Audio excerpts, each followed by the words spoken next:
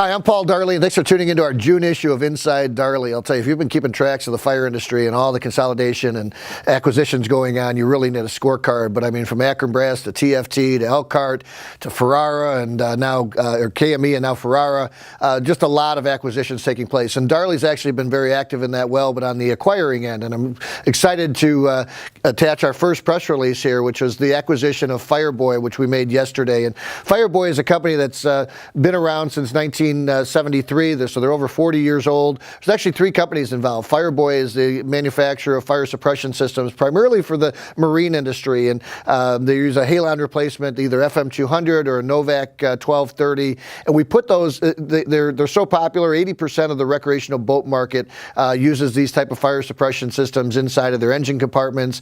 But there's also, with this acquisition, came the company Zintex, which is a fire suppression company, primarily for CO detection, but other types of detection as well. And with over 1 million of these systems in place in the marine market, it's almost, both companies, Fireboy and Zintex, are almost a household name. Along with the acquisition, we've also acquired Aetna Engineering. And Aetna Engineering and all these companies are based both out of Grand Rapids, Michigan, and out of Poole, England.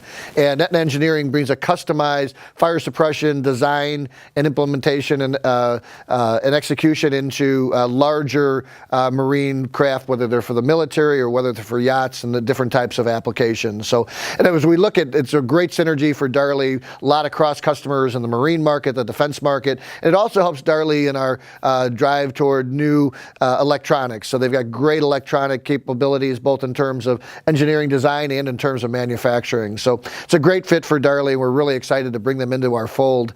And I'll tell you, as we went through this whole process, our board of directors was really integral in the whole process, and really excited to tell you, in May, private board of directors named our board of directors the #1 board of directors for privately held mid-sized companies in America. So that's from sizes 100 million to 350 million.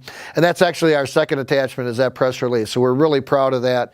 And I'll tell you, as we go through and we study and look at board of directors, it's really helped our company a lot. And we'd encourage you, if you're considering either a board of directors or an advisory board of directors, to give it some serious thought. And the third article that's attached here is actually written in Forbes magazine by a friend of mine, Bernie Tannenbaum. And Bernie talks about, the importance and how implementing a board can help bring your company to the next level. And in his research, he showed 87% of all companies who adopted formal boards had an increase in revenues, and over 81% had an increase in profitability. So some good stuff. Bernie also gave me some great information on, what to pay privately held board of directors. So if you're looking for some of that information, reach out to me. I recently gave a presentation on it. I'd be happy to share that information with you. Just as a guideline, basically board members should be paid the hourly rate that a CEO is paid. So if you're expecting somebody to get, contribute an hour, 100 hours of their time to your company, you look at what the CEO is making and pay them accordingly or proportionately. I'll tell you, there's a lot going on in Washington, D.C. with the AFG and SAFER grant, but on May 17th in the Senate, the Homeland Security Committee unanimously passed a budget for both of those, which are put into Congress. On May 25th, President Trump sent his budget to Congress, and that had very modest cuts for both of those programs. And also on the military front, significant increases. So the defense budget that President Trump put into Congress had it up $52 billion. So it's $639 billion being proposed for 2017. $65 billion of that going to the war effort, specifically in Iraq, Afghanistan, and Syria. So thanks for tuning into this issue of Inside Darley. If there's anything we can be doing to support you, we hope you'll reach out to us.